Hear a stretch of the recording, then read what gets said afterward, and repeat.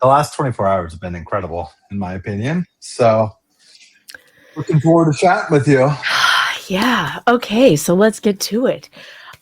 So I initially wanted to meet with you and talk to you about what happened yesterday in court, but then today, like I apologize for not getting back to you about what time we were doing this because oh my God, I was actually scheduled an interview with Omar. I was just logging on and he was on the screen when I got the news that Laura Owens is being indicted 7 more felonies in relation to Greg Gillespie. How does that hit you, Mike?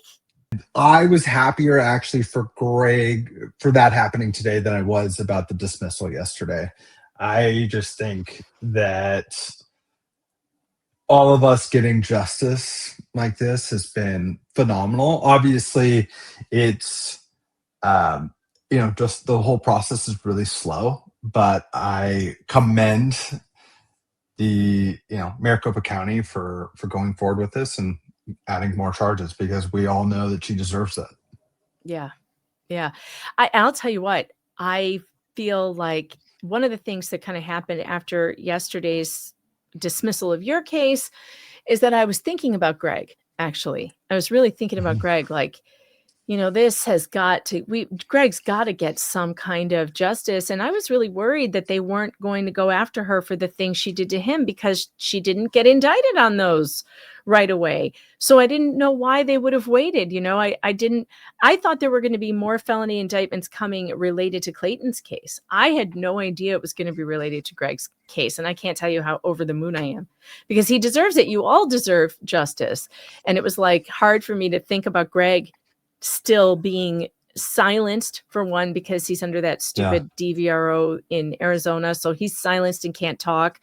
And I hate to think about him being out there alone, but this then happened, and it's like, oh my God, so good. What did Danielle say when you told her did you tell her what happened with Greg today? Yeah, we were on a phone call we were explaining the whole situation of what happened yesterday. And we were on a call with some of our closest friends, and we got the text. I'm sure, like everybody else, within seconds of it being posted, and we just started jumping for joy because it's long overdue. And I agree with you about Greg yesterday.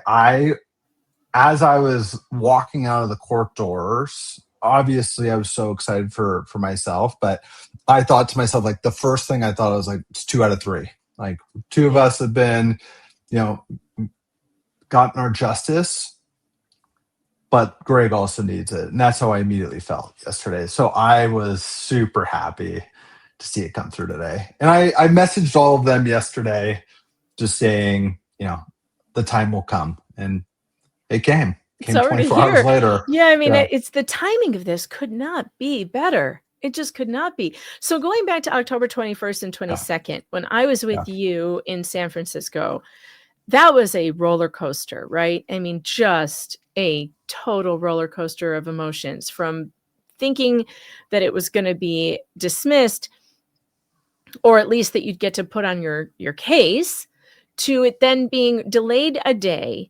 Yeah. I mean, and then delayed again another 2 weeks. I mean, that had to have hit you pretty hard. I know it hit the rest of us pretty hard.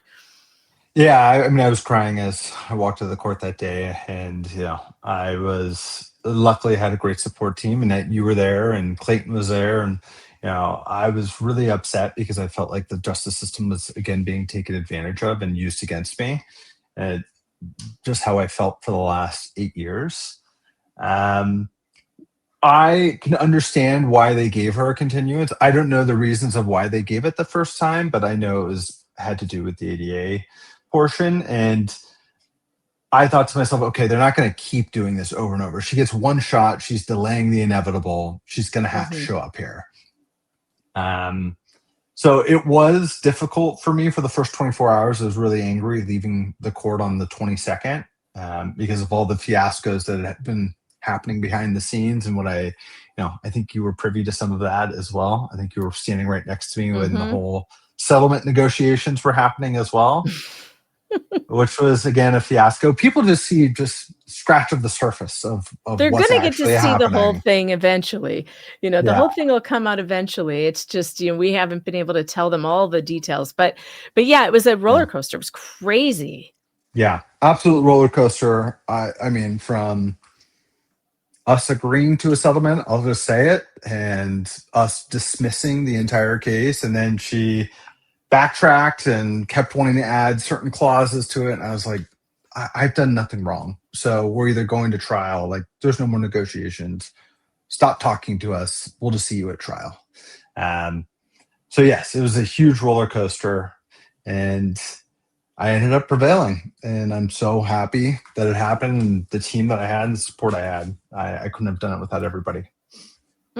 I'm so happy too. I really am. I wish I had been there yesterday. I was Mhm. I was looking at flights like the night before just to be like, okay, how bad would it be? Like, could I get Yeah, there?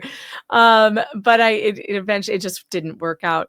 But I really wanted to be there with you guys. But I'm so glad that that's what happened and that it was yeah. dismissed. Is there a part of you though that feels like you wanted to put on your evidence? Are you a little upset you didn't get to do that and face her? A portion, yeah. Um, I definitely think she would have been crucified during the cross. Mm-hmm. I think the web that they were gonna, I just think they were gonna destroy her, and so that would have been pretty nice to see. But at the end of the day, like my story will come out. Like Yeah. people keep asking me this, and though I didn't get my pound of flesh during my trial, it's gonna come out, Mm-hmm. whether it's during a criminal trial or when it hits the big screens. So my story will come out eventually. It's Yeah, just it going to will. happen one way or another. Was there anybody in your life that you really wanted to show that, hey, I was set up. This was a scam. Has there been anybody that you were able to go back to and who maybe didn't believe you or something where you really wanted to tell somebody, hey, this was a scam, and you got to do it? No, I would say there's people that reached out to me that obviously have apologized. You know, multiple people that Laura had on her witness list this last go around. They had reached out to me and apologized. And Wow. I don't hold anything against anybody. I even had doubts about myself during the times. I was like, God, I know I didn't do these things, but she's saying all these horrible things. Like maybe I was, said the wrong thing or something along those lines, and she took it the wrong way and spun it. But Hmm. I don't blame anybody, and I've always said that. Like I'm sorry for putting people in this situation. I should have been better about how I controlled the situation and should have gotten out sooner. But at God, the I end don't of the think you day, could have. Mike, I I, don't think you could have. I don't think Honestly, I could have either, but I try and I try to just look at how I could have done things differently. I've spent way too many hours thinking about this, probably thousands of hours thinking about it, and not being present as a friend and a father and a husband. And I'm happy I get to move on. I think that's yeah. really the kicker out of it. But going back to your original question, people have reached out to me. I've never gone back and tried to rub salt in the wound and say like, hey, you listened to her this time. But many people have reached out to me. Let's just put it that Well, way. that's good. That's Yeah. really good. But I also, looking at all three of you, right, and how each one of you tried to handle her and get out of it, you all did different things. So Yeah. you were very supportive, right? You were very supportive, very patient, giving her every chance, every second chance, every third chance, listening to her parents, going along with what they wanted. You were very accommodating. That Yeah. didn't work. Greg Gillespie, on the other hand, he was like, okay, she's playing me. I'm going to play her. I'm going to go with, yeah, I'll date you with intention if you have the abortion. Hmm. And that didn't work either. He Yeah. didn't get out of it either. Then Clayton was honest with her right up front, saying, I don't want a relationship with you. I don't want one at all. I know Hmm. absolutely not. We're not going to go forward with this. And that didn't work either. So I just want you Yeah. to forgive yourself a little bit because, Mike, there's nothing you could have done. Whatever whatever zig you zigged, she was going to zag. And there was just no getting out of it with her. I And agree. that's the I mean, unfortunate part. I try to look back, but I mean, people will ask me about like this is I'll tell this because I was telling my attorneys the story of when she had ovarian cancer and Yeah. she had her ovary removed, and I remember going over to her place, and she's telling me like, hey, you have to come over here, you promised me you'd spend time with me. And I remember going over there. Her mom was there, and her mom has her ice packs, and she's got her ice packs on Laura's abdomen area, saying that oh, she had surgery and she's doing really well and she's got an ice pack on her head. But like, I was being played from every angle. Like, the manipulation was just top of the line, coming from everybody. And then she would get my family involved in it and say, hey, your son isn't over here enough. Why, can you talk to him about, coming around more and doing these things? And so she was, pitting my family against me. But going back to the main story of going over to her place and her mom's there with ice packs, like, I asked, I was like, well, why do you not have an incision, from having your ovary removed? And being a dumb, 28-year-old, she said, oh, they went in through, my china. Let's just put it that way. And oh my God, no, she did not. I swear. And I, at the time, thought to myself, I don't know anything about this. I'm not going to press her about this, but I mean, her mom's here with an ice pack. I'm going to just believe her. And so again, goes back to the main point of, I don't think I could have done anything to change it, just seeing what happened with the other guys. But I used to think about it all the time. Well, when I was in San Francisco, I was contacted by some people who knew her. I met a couple out in front of the courthouse who knew Ron Owens. And then other people contacted me who knew her and had very, very similar, not as awful as your experience with her, but it seems that there's a long list of people in San Francisco and around Laura Owens who have been at the brunt of her ire and her anger. And when she gets mad at you, she has a pattern. And the pattern is that she will try to destroy your life.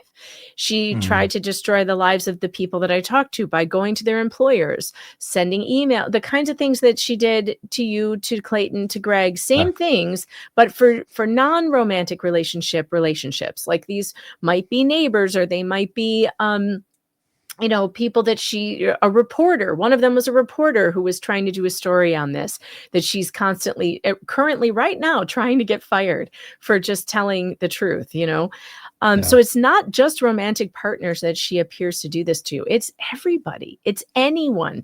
And that's why so many people are reluctant to speak out about it. Like, the people who, were the neighbors and whatnot, they don't want to talk. Because they finally got rid of her, right? She finally stopped going after them. And if they say anything, they feel like she's gonna ramp it right back up. I mean, she could do these things from jail. She could send emails to your boss and to your employers or at people from jail. It doesn't matter. Yeah. So this is it's so strange, Mike, because she's a type of person like I've never seen before. And I don't think we'll ever see another one of her again. And I just think, were you aware that she was doing this, that she was in all these different fights with people that she knew? Did you ever hear about any of this? I heard about it, I would say, in the last few years. It wasn't something, but not from her. Like, when you knew her, you didn't know that she was embroiled in all kinds of fights. The only one I knew about was, she used to bring up her previous boyfriend to me, and I never really asked too many questions about it. I think she brought up like Matt a couple of times to me. She brought up like the Uber situation, but besides that, nothing else. And I didn't know about, where she lived or the people that she was, in lawsuits with as time went on. But, reading on the internet is how I found out the majority of those things. It's just interesting because she seems to have been able to compartmentalize or like keep that part of it away from keep it away from you or away from others. Like, it's just interesting to me how she behaves, how she acts, how she gets away with these things is unreal. All right. So, what is the reaction from have you talked to your family? Do they know? Are they super happy? I'm sure your mom is super happy that this is over. I mean, your mom was part of this too. She knew Laura. She was manipulated by Laura. We saw a lot of that when we were studying your case closely, that she was also manipulated. Your sister was manipulated. How are they feeling about this? My sister came to the trial yesterday. She was so happy for me. My mom, unfortunately, due to health reasons, couldn't make it, like true health reasons. She was having her defibrillator changed yesterday, and so she was having like a little heart procedure. And so she couldn't make it, but she was unbelievably happy for me. That's who just actually texted me a little bit ago. So family was good, super excited for me. My wife was unbelievably happy as well. All of my friends, some of my closest friends, and the people that I've been working with for the last few months were all ecstatic for me. So they know about this. They know about your about all of this craziness, huh? Your coworkers. I wouldn't say my coworkers know too much. Like I've explained the situation. A lot of my friends, I've kept it pretty private for a long time, and out of sheer embarrassment, to be honest with you. Sure. And it's something where I didn't even want people to know that I was associated with it. And I think it really changed over the last 12 months, where I was like, I'm just going to own it. Like was taken advantage of by this person, and she's the abuser to me. It's nothing else besides that. If people read into it too much, then that's on them to figure out. But I've kept it private. And so I made a post yesterday, but it was just to my specific friend group on, my private Instagram. And I haven't made a true post or anything like that, but I share some of the information with, my few hundred friends that I have on social media. So I haven't. Well, good. I'm glad. Yeah, I'm glad. It felt really good. I'm glad. And I have something else for you that might feel really good. Have you seen this yet? This just came out, and I think you're going to like it. Well, new at noon, a Valley woman accused of faking a pregnancy in order to defraud a former star of The Bachelor is now facing some new charges. Maricopa County Attorney Rachel Mitchell says Laura Owens has been indicted for allegedly making a false claim of pregnancy involving a second victim. Investigators say Owens faked documents to back up her claim after a brief relationship ended in 2021. She now faces multiple felonies, including perjury, fraud, forgery, and identity theft. These new charges come in addition to ones tied to former Bachelor star Clayton Echard. Owens is already accused of altering an ultrasound, lying under oath, and faking a pregnancy video. She filed a paternity suit against Echard back in 2023, later claimed she suffered a miscarriage, but a judge later ruled that the claim was false. She is facing 14 felony charges in total for 2 cases. The Echard case trial is set to begin January 2026. What do you think about that? Love it. I love that for her too. So it's I know. And then we just had the Inside Edition thing that came out just a couple days ago. Inside Edition with, they talked about your case, though they mispronounced your name. I could punch them in the throat for that. I butchered my name. Oh, they butchered it. They just butchered your name. But how does it feel to finally be getting some actual, real, obviously we're news, but this is mainstream press. They've caught on. This is going to be a big story. This is going to blow up even bigger. Yeah, I'll say everything that you just mentioned. They've all been in touch with me today. I just want the truth to come out. I want to show my innocence to the world, and I want the other men, I want them to be able to prove their innocence as well. And I think the more people that see it, the bigger the audience, which is going to be overall better for everybody in the situation. So I used to want to keep it private, but now I'm completely on board with as many eyes seeing it as possible. I am so glad because it's happening. It's happening, Mike. It is Oh so yeah. happening. And the consequences of her actions are coming. And there's no way she's going to be able to avoid them this time. Absolutely not. So I'm so proud of you and Danielle, and you guys have been through so much, and I'm just so happy for you that this chapter is over. And regardless whether she appeals or not, you don't have to worry about it, because there is going to be no amount of information that she's going to come up with that's going to overturn this dismissal. I'm sorry, there just isn't. And even if she tries to refile at some point, it's going to be a complete fool's errand. So you and Danielle should not worry a single minute of the rest of your lives about this, because it's over for her. Really is. Yeah. The chapter is closed in my book, and I'm not worrying about it anymore. I used to think about the appeal, like I talked about it with Omar and Rachel yesterday, and they've assured me not to worry about Yeah. it. They'll fight it, and they'll take care of it. So Yep. I feel great moving forward, and I'm able to freely talk about it, which is the best part about this, because I have so much to say. Your legal team, by the way, this is probably my last question for you, but your legal team, to me, they're like superheroes. I am so thrilled with them and the job they did for you. And what was that like in finding out that they would take the case? Omar Serrato and Rachel Juarez, who are they're like superstars to me. How did that feel? Incredible. I'm so fortunate. And then the team that they assembled to go with them was top notch. Yeah, to be honest with you, when I originally received the renewal, I was like, oh God, here we go again. So I started getting quotes to fight it. And as you know, attorneys are incredibly expensive. And so Omar just said, like, hey, let's try to raise a little bit of money and to be able to help the situation out, and I'll take this on for you. And then Rachel was also on board from the beginning, but really Omar steered the ship, and I'm so lucky. I'm so lucky. And I wouldn't have been able to do it with all the support of the JFC.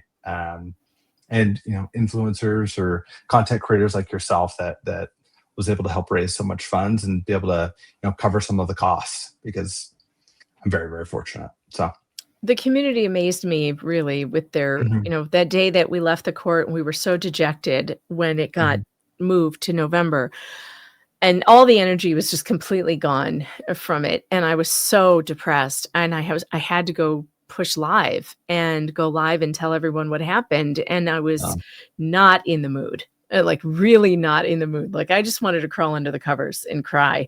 But we did. We went live. Rosalind and I went live, and I couldn't believe what happened. I couldn't believe that just by telling the community out there what had happened, and that, oh my God, now he's going to have all these new legal costs and have to come back to San Francisco, the travel, the hotel, like the time, the hours, the legal work, the court reporter.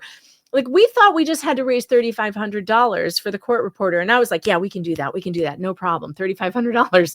But then it was like, oh no, like a whole new thing, another 2 more weeks, more travel, more. And the community just answered in the most amazing way. In 2 hours, they raised over $14,000 to make that happen. Did you see that? When did you find out that was happening at the moment? And what were you doing? I don't know. I don't think you were watching. Were you watching? No, I wasn't watching. I was in a dark hole after the continuance happened. Both Omar and I were really upset. I think everybody on the team was really, really upset. But I mean, the community obviously rallied together. And I remember getting a text maybe from Snitchel Ninja, and she told me what the numbers were, and I was just flabbergasted. I hated asking for money from anybody. But the more and more people that I talk to about the situation, and just saying like, I hate even, raising the limits and doing things like this.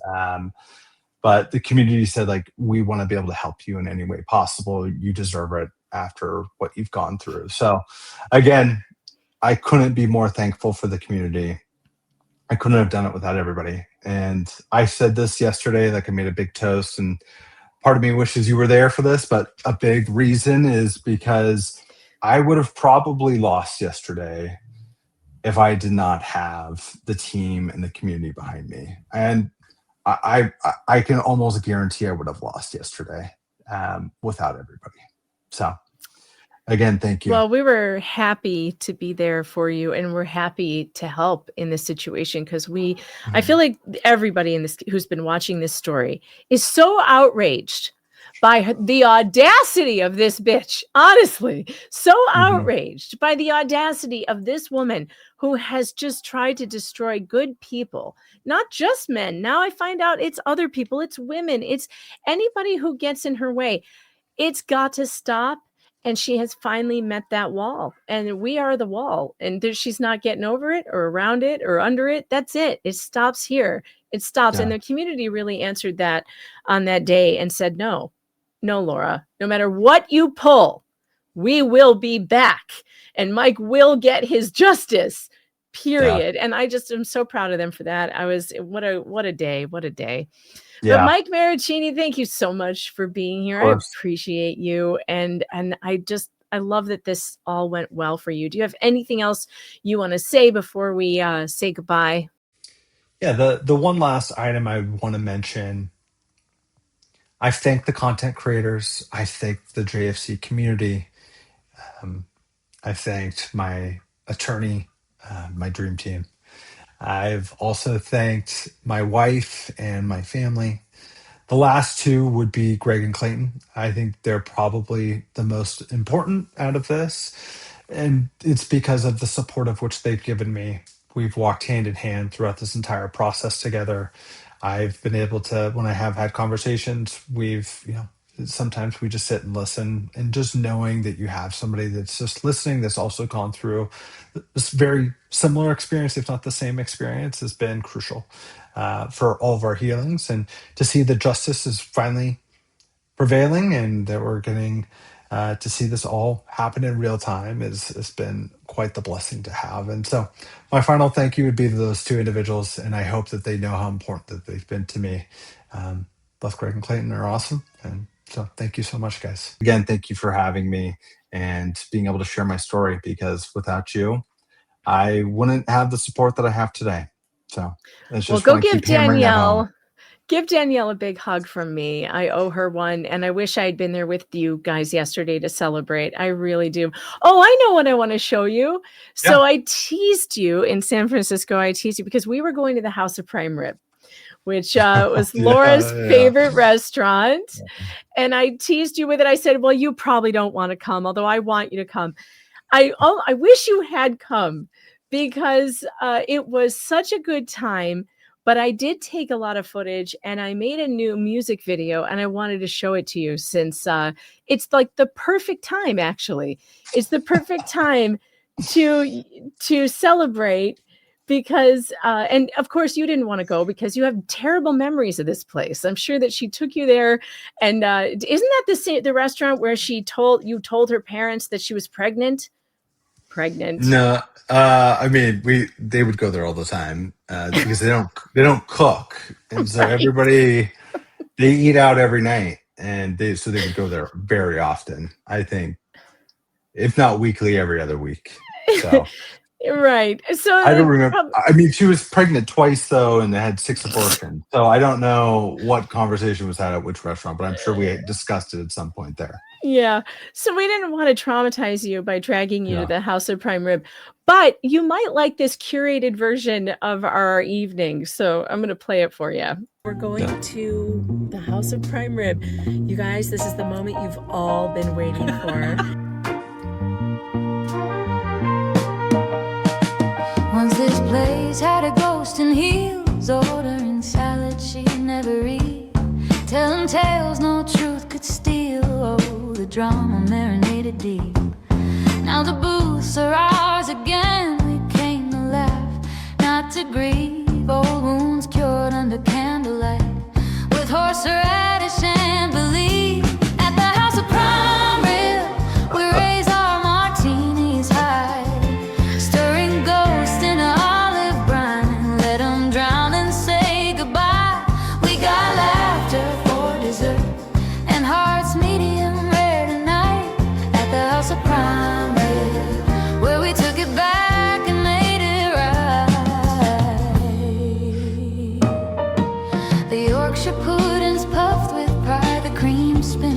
silky green. Glasses tipped and laughter bright, and no one minds the scene. We toast the tears and lingering fears, and the ones afraid to stand. We talk too loud, we heal in bites, running our darkness out of Frisco land. At the house of prime rib, we raise our martinis high, stirring ghosts in olive brine. Let them whisper, then say goodbye. We got laughter for dessert and hearts medium rare tonight.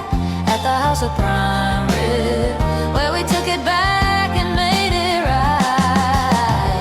They bring the carving cart around, we cheer like it's a crown. You say the past can't haunt this town, and the waiter just smiles down. Old stories fade in the candle flame, new ones take their place, and even the faker's name can't steal our happy taste. At the house of prime rib, we toast to truth and time, to the friends who made a ghost story taste like vintage wine. Oh, we got joy on the bone, and the night's still pink and bright. At the house of prime rib, we finally made it right. So pour one more for the table and leave the past where it lives, in the back booth, shadows fading fast. At the house of prime rib.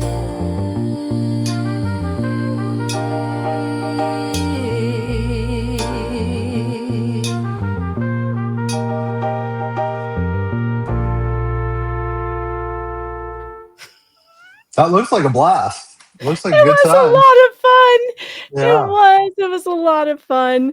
And yeah, so at least we got to do that while I was there. And it was a good time. So It is good we- food. I will give them credit. I it think was it's good. food. good. It is Yeah. good food. I liked their martinis in particular because they give you like an entire shaker full. You get like 3 martinis in Yeah. one. It's Yeah, good they give stuff. you the shaker. They put the shaker next to you. You're like, this is gonna be a long night here. Yeah, but my strategy is, we just take over all of Laura's favorite places, and then they can't be her favorite places anymore. See how that Yes. works? She's not there to take credit for it anymore. So, but she introduced us right. to some good spots. So Some good spots. Yep. Oh my gosh. All right. So I guess that's it for us today. Thank you so much for being here, Mike. I appreciate it. And we'll keep in touch. of course. Thank you, Megan. Have a great day. You too. Bye.